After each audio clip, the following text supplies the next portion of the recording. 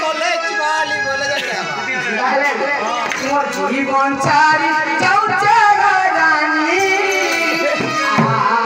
देखिया मोर छाती बड़ी चौचा रसना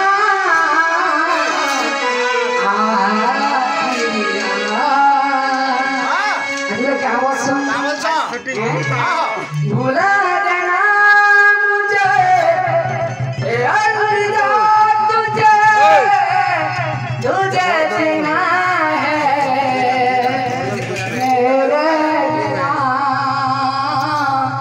मेरे बिना मोर जीवन छाड़ी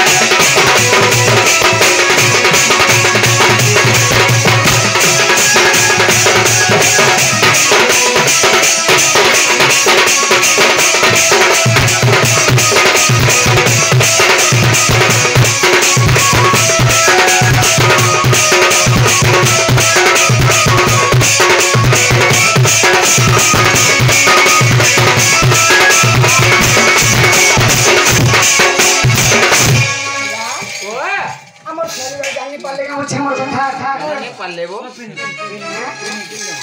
डेली डेली